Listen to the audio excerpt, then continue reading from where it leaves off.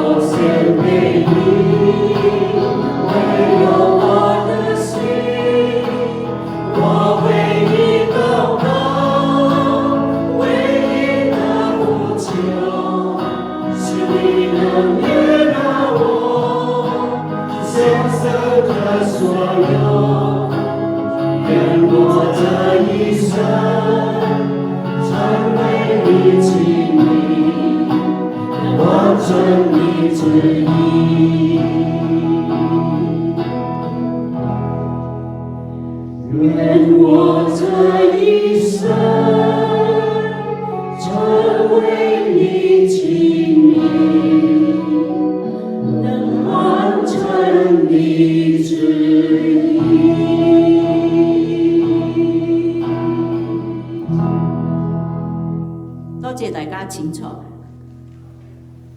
好，跟住落嚟，我哋就係要讀今日宣牧師要正道嘅經文《創世記》10章得3節。而家我哋一齊同聲嘅讀出呢3節嘅經文，大家同我一齊讀出去。羅亞的兒子閃、含、雅弗的後代記在下面。洪水以後，他們都生了兒子。這些人的後裔將各國的地土、海島分開居住，各隨各的方言、宗族立國。這些都是羅亞3個兒子的宗族，各隨他們的支派立國。洪水以後，他們在地上分為邦國。今日我哋好歡喜有宣牧師喺我哋當中，係要講解俾我哋知道中國人嘅信仰。而家我哋將時間交俾宣牧師。好，弟兄姊妹早晨。今日稍微同大家講一講中國人古代嘅信仰。開始我哋唔知你有冇咁嘅經歷啊？就係我哋同傳福音嘅時候咧，就話咧我哋中國人嚟噶嘛，基督教係洋教只有西人先信上帝啫嘛。我哋中國人係拜佛嘅，我哋拜係道教嘅。有冇聽過儒釋道啊？儒釋道即係儒家跟住佛跟住道。咁今日即係稍為講講，其實咧中國人原初就唔係儒釋道嘅。儒即係乜嘢？儒教啦，孔孟之道。佛咧就係釋迦牟尼啦，道啦係道教啦。咁其實我哋都知道啦，佛咧就唔係咪開始於中國嘅？唔係啊，邊度傳嚟㗎？印度咁喺唐朝時候啦，開始慢慢傳華。咁咧就大家都聽過玄奘係即係取西經嘅故事啊，即係後來嘅《西遊記》嘅故事咁就傳咗去中國。咁即係話咧，之前係唔係信佛嘅順便睇睇咧，你今日去到印度咧，你想揾間佛教寺咧都好難嘅。因為雖然佛教源於印度，但係今日印度咧已經係唔多信佛教嘅啦。佢信乜嘢啊？知唔知？最多嘅就唔係印度教，最多係回教。回教跟住印度教，佛教嗰啲唔好少嘅啦。道咧，道就唔係外來嘅喎。道同佛有少少相似啊！佛嘅原初唔係宗教嚟嘅，釋迦牟尼創立嘅唔係宗教，釋迦牟尼所創立嘅係一個哲學，點樣去體化人生、生老病死。但係後來佢啲弟子咧，就將一個佛理、佛家變成佛教。我成日都講笑就係，如果佛釋迦牟尼突然間翻生嘅話咧，望見佛佢嘅所創嘅哲學成為宗教咧，佢會激死，即刻又死翻。佢人睇破一啲嘅生死，但係佢嘅後人就啱啱背道而馳啊！道家源於中國，老子孟子，老莊之學都係叫人體化呢個執着。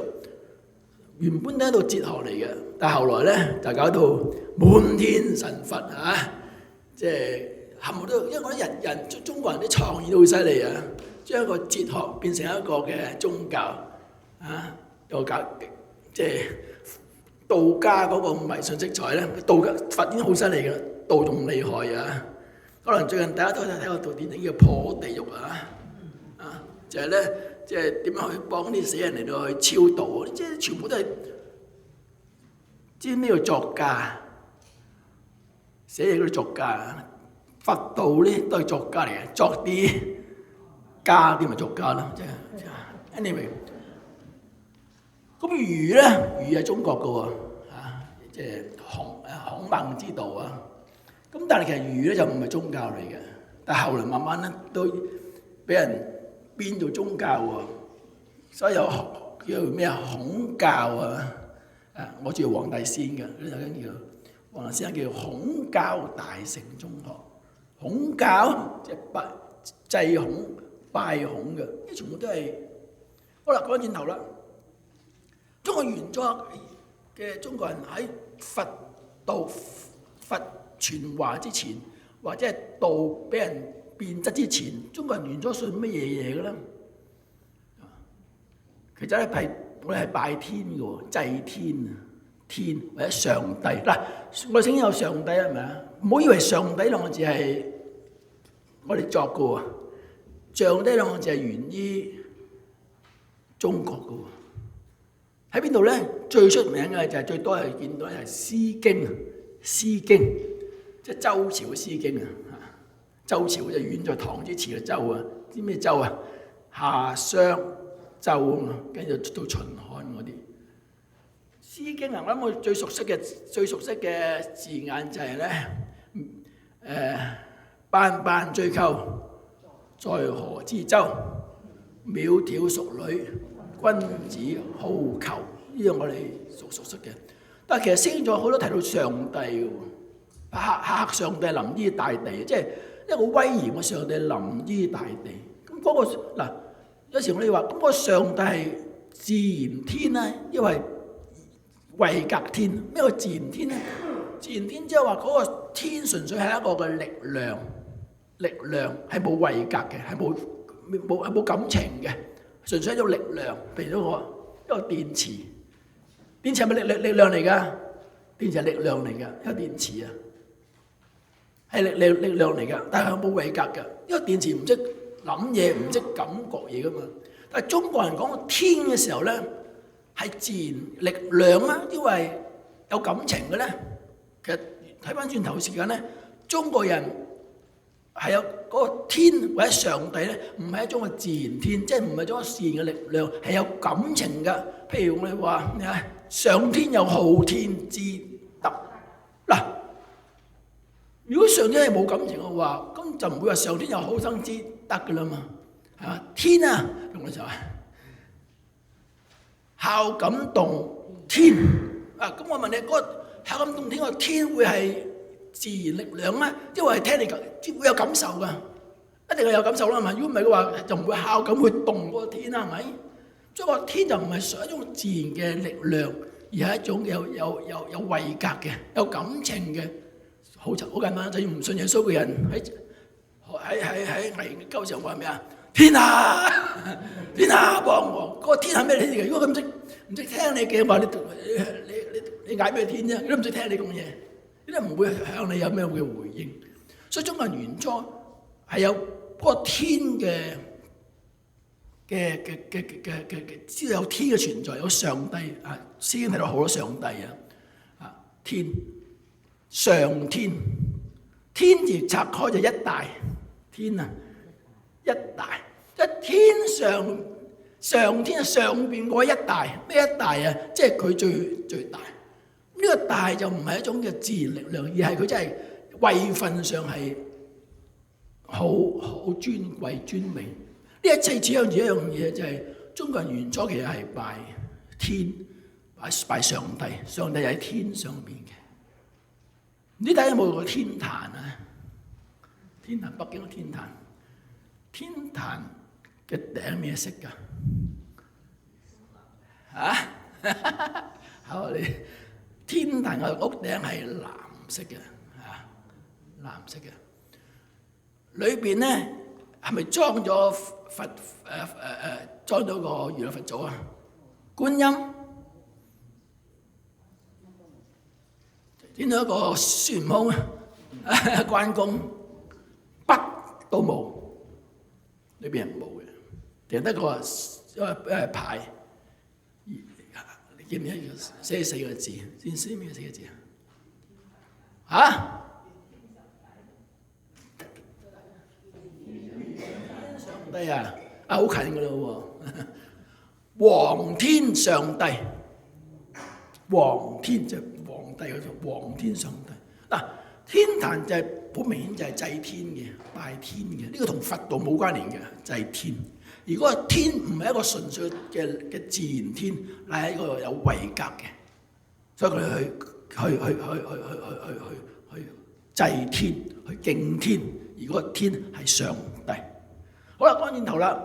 今日才睇到嘅經文咧，就因為今次講今日嘅所講嘅嘢係冇乜經文嘅，因為講緊中國嘅嘢啊嘛嚇，咁所以冇乜經文。但係經文提到一樣嘢，就係最早嘅時候咧，狼我知道人類有2個開始係咪啊？亞當夏娃開始啦，跟住人哋犯罪啦係咪？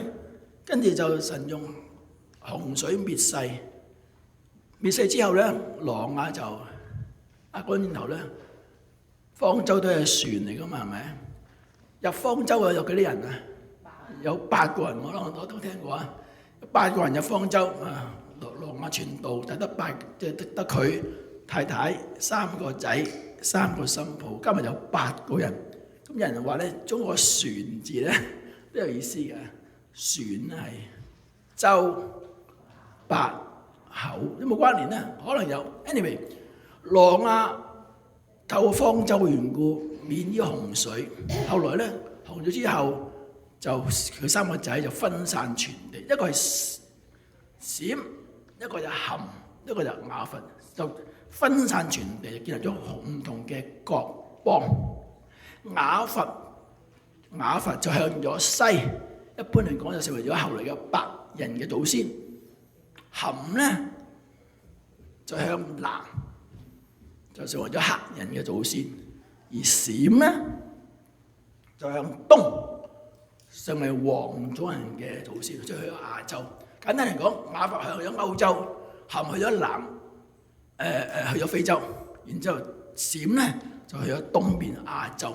咁你美洲咧就美洲未入流啊，美洲嗰時未開始。所以你唔好話中國聖經所講嘅猶太人啦、以色列人，咁再然後以色列人係黃種人咧，一係白種人啊？以色列人係黃種嚟嘅，咁即係中國人咧係邊個後裔啊？閃嘅後裔，所以如果你啲朋友識閃嘅話咧，就你要諒解，因為我哋閃嘅後裔，所以係識閃嘅。有咩冬瓜豆腐就閃咗去，有閃後裔。我哋發覺雖然分散全地，但係有啲嘢咧係根深蒂固喺腦海裏面，有啲故事咧係根深蒂固嘅。所以咧，舉個例子，創世記，我創世記睇到咧，起初神創造天地，跟住咧佢就將天地分開，係嘛？將水分為上下，分開上下，分開。呢啲咧就上為天，下為地。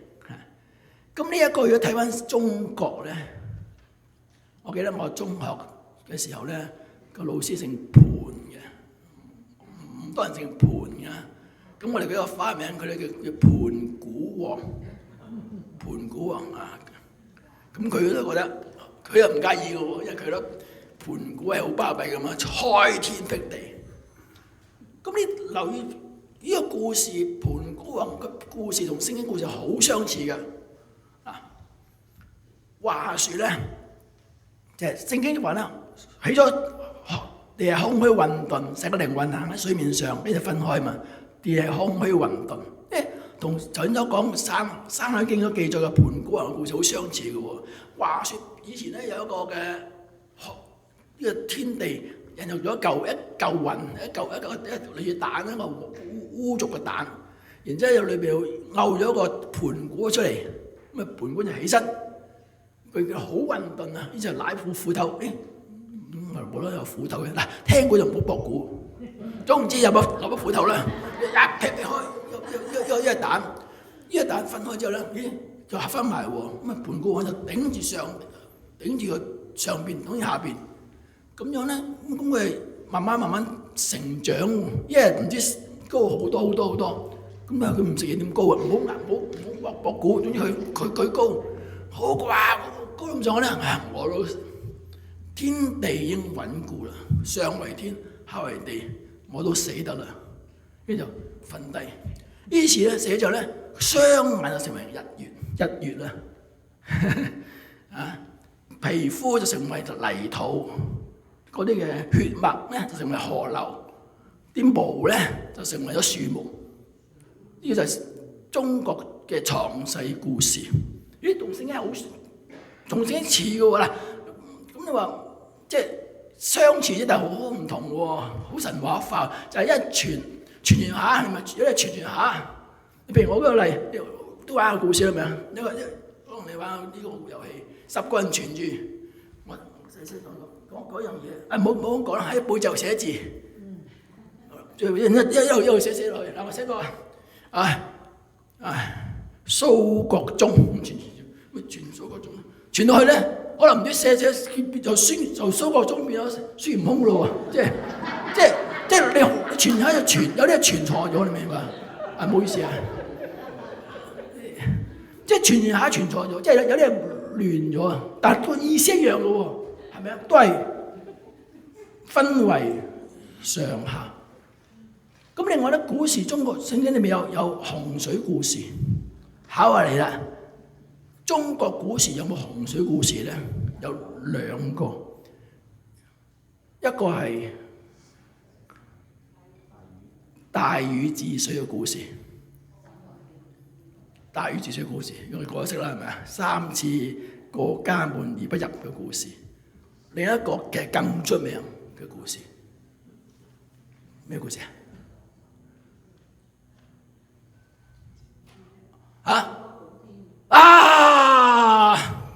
呢姐姐好啦，女媧嘅故事。女媧時咧，當時呢個天地冧咗，呢洪水泛濫。女媧時咧就煉石補翻青天。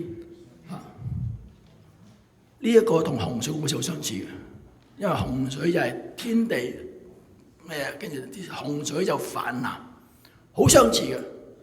其實女媧仲有一個故事，就係女媧唔單止治洪水，女媧仲創造萬物。女媧是揾泥土嚟去做，第一日做我寫得唔記得嗰個次序，唔知係做鴨啊，做豬啊，總之每日做一隻，做到第7日咧。就做人係第7日做嘅，所以年初7就叫做人日。嗱，老老實實啦，記住啊，初7係我 birthday， 識做啦。初7個都 birthday 喎，佢點解？因為女媧是做人啊嘛。同聖經好似近嘅喎，嗰啲人唔係中國第7日，女媧第7日做人，聖經咧第6日爭少少，算啦，差唔多啦，即係好近嘅故事一樣。更重要就係佢揾泥土做人，地上泥土做人啊，咁當然好神奇啦嚇！佢先就揾手做人。做完之後呢啲人就識喐噶啦，咁做到下嘅時候咧，哎呀太唔 effective 啦，做人嗰隻手做唔得，佢先揾條布帶就發啲泥，然之後一發開咧就變咗好多人，就唔使走做啦，即係一發嗰啲就好多啦，咪更加快捷。手做嗰啲咧係貴人，揾條布發出嚟嘅咧。嗰啲就低級啲嘅，嗰啲係下等啲嘅人。呢個咁嘅故事真係好奇怪啊！當然聖經就唔係咁講，但係相似嘅地方都係揾泥土做人。你發覺點解咁相似嘅咧？係因為聖經嘅故事流傳出去，我相信就係即係，所以佢哋 get 到呢個咁嘅嘅故事。所以唔好話中國人原初唔係敬上帝，中國原初係拜上帝。咁後來傳下就傳到即係咩啦嚇，後來就佛道之後咧，就中國嘅呢個原初嘅中國信仰咧就冇咗。所以唔好話信耶穌嗰啲咧係洋教，從來唔係洋教。中國人原初就係敬拜即係上帝啊！講多個故事啦，就係咁話説咧，有冇聽過逾越故事啊？出埃及故事啊？就係當時咧，以色列人咧喺呢一個嘅埃及受苦啊，於是神就派摩西咧，佢帶領百姓離開呢個埃及。咁啊，嗰個法老唔俾佢走喎，於是咧神就降10災。我俾筆你寫唔寫到10災出嚟啊？未必寫到係咪啊？但係最出名嗰災係咩災啊？最出名嘅就係10災，殺長子之災。嗰災好慘啦，就係即係所有埃及人，因為佢哋嗱又講轉頭喎。你有人話哇，即係殺長子好殘忍啫。但其實你睇翻《出埃及記》有好濃厚嘅報應嘅信息嘅報應啊！你知摩西細個嘅時間經歷咗咩事情啊？就係埃及人殺晒所有以色列人嘅男嬰，好殘酷。有啲嘢抌落尼羅河俾鱷魚咬死，有啲就真係好殘忍。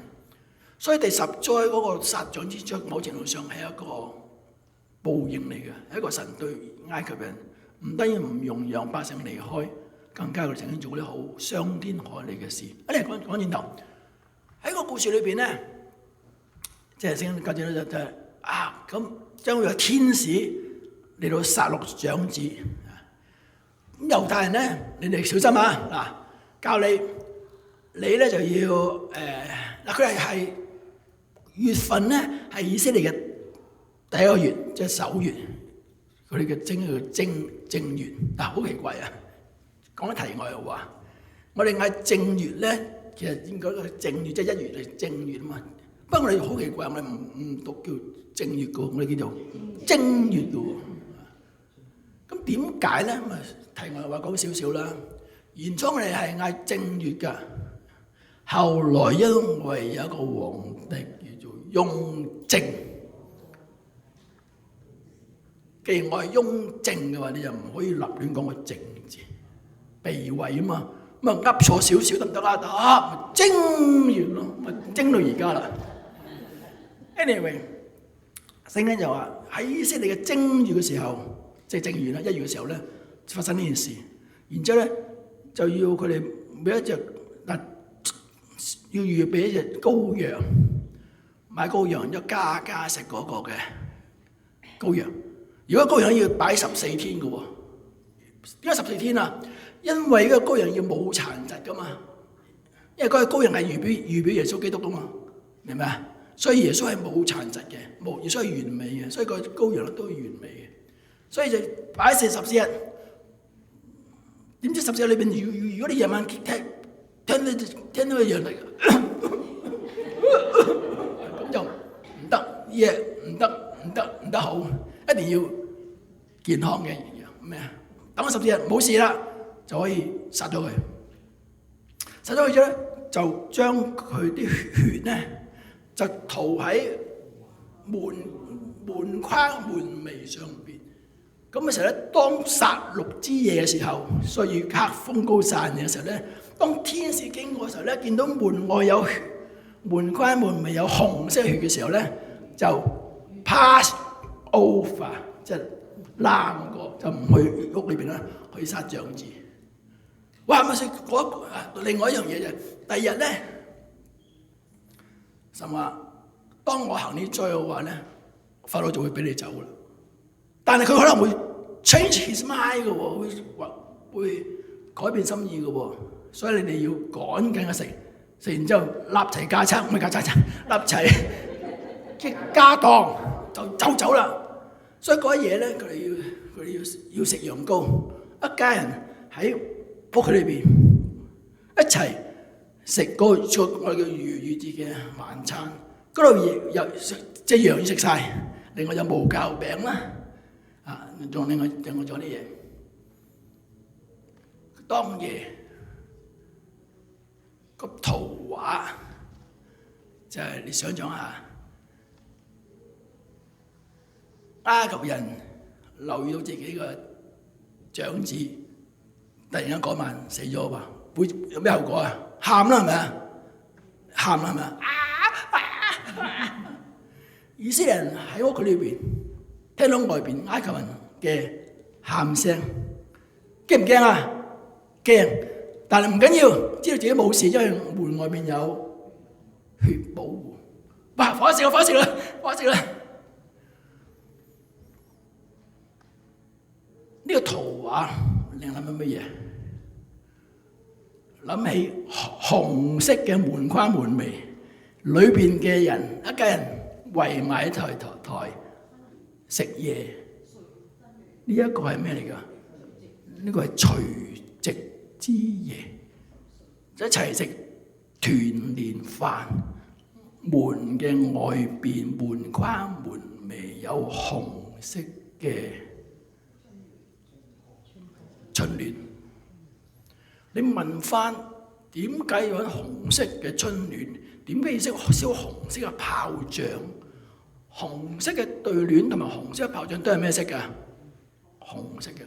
咁呢又講故事咯喎，就係佢哋相傳咧，以前咧有隻叫年獸，即係年獸專捉小朋友嚟到嗒嘅。咁結果咧，佢哋諗到樣嘢，發覺呢隻獸咧又驚兩樣嘢，一樣咧就驚大聲，另一樣咧驚紅色。所以咧喺門框門楣貼紅色嘅揮春咧，同埋咧燒紅炮仗咧，啲獸咧就驚青㗎啦。嗱，然之後佢喺裏邊食飯，整個故事其實同逾節係好相似嘅。真係個逾節故事發生喺正月嘅，我哋嘅連續除夕咧又係正月嘅，係極度相似嘅。你有冇諗過一樣嘢？過年咁開心嘅事情係咪啊？過年公年，點解我哋叫做過年關啊？有冇諗過啊？年關即係一個要攬過嘅嘢嚟㗎。過年關啊！呢個對我嚟講會唔會？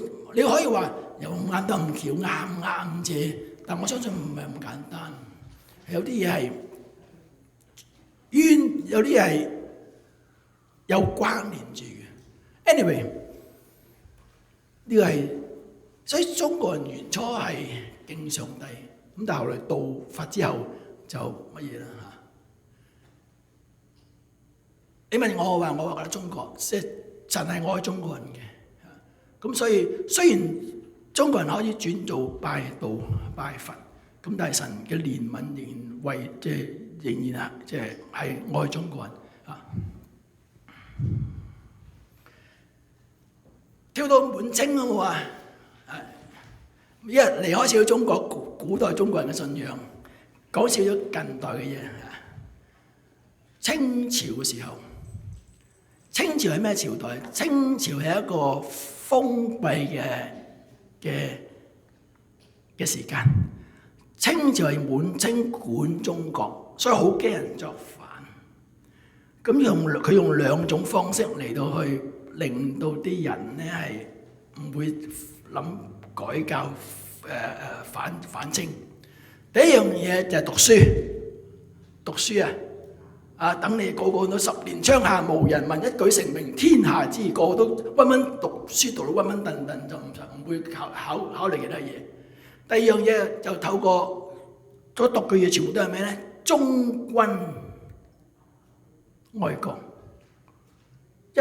所以佢講好遠少少。中國人好多嘅以前好多嘅貞節牌坊嘅，貞節牌坊好貴嘅，好起，但即政府幫啲守寡唔再婚嘅女人嚟到去整貞節牌坊，點解咁嘥錢啊？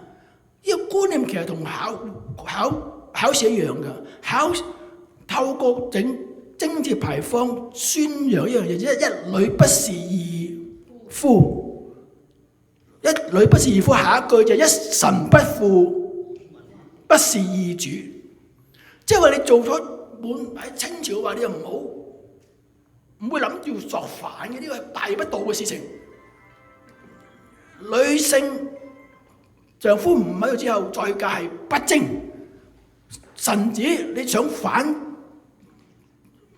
上邊都係唔好嘅不忠。於是啲人咧，所以晚清嘅時候，全部中國嘅讀書人士大夫冇一個人會諗到作反嘅，所以係好成功嘅。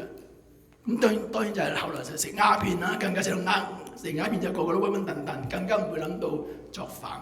所以晚清係一個唔會有革命嘅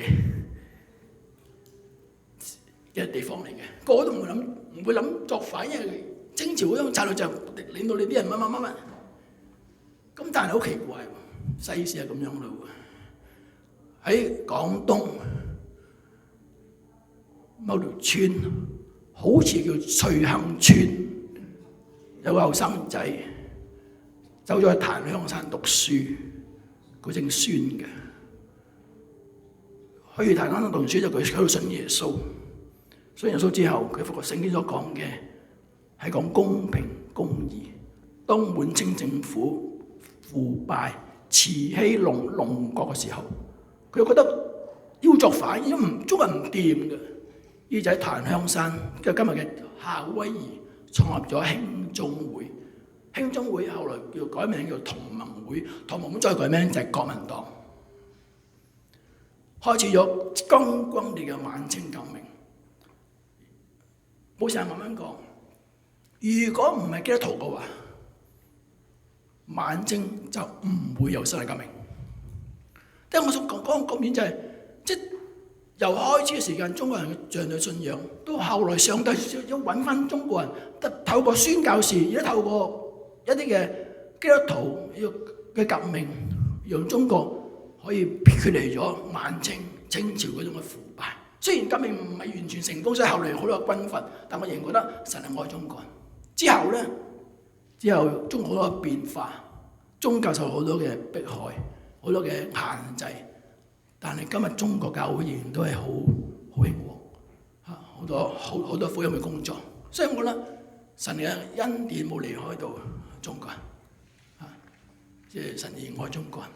所以我哋要為到中國嘅福音事工，中國人嘅信主，中國人嘅明天更多去禱告啊！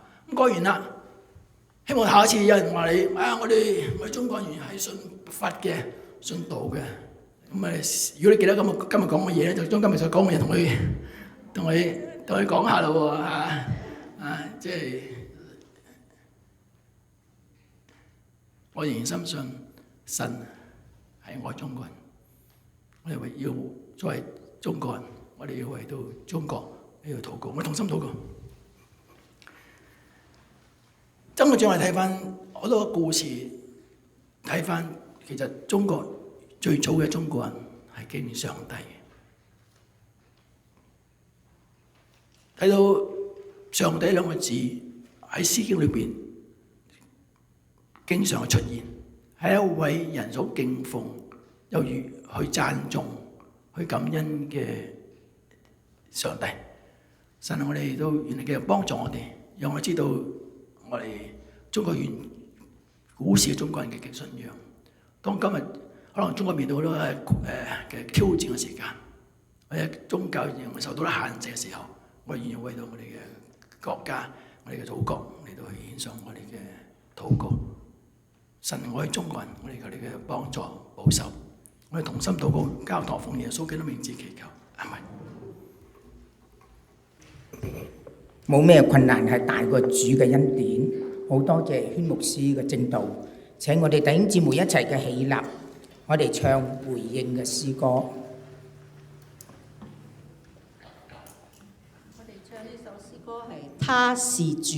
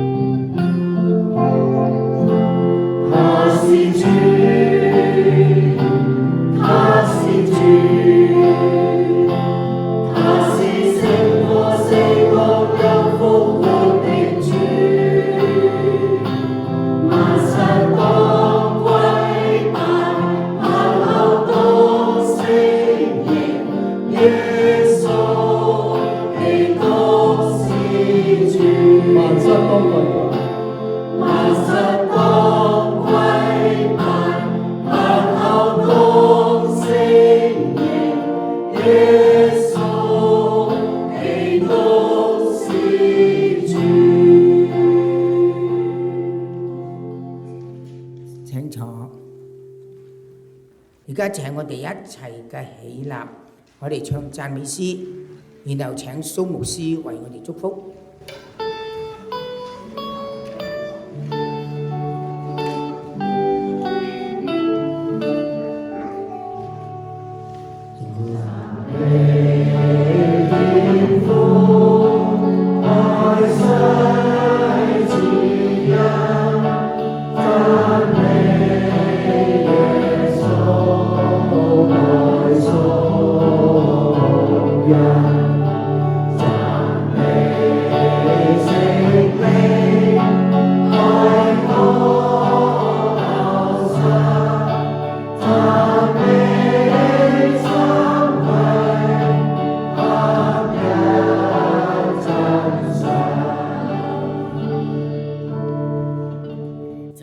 信心領受從上帝而嚟嘅祝福，願主耶穌基督嘅恩惠、父上帝嘅慈愛、聖靈嘅感動、安慰、鼓勵，時常與你哋同在，從今直到永遠。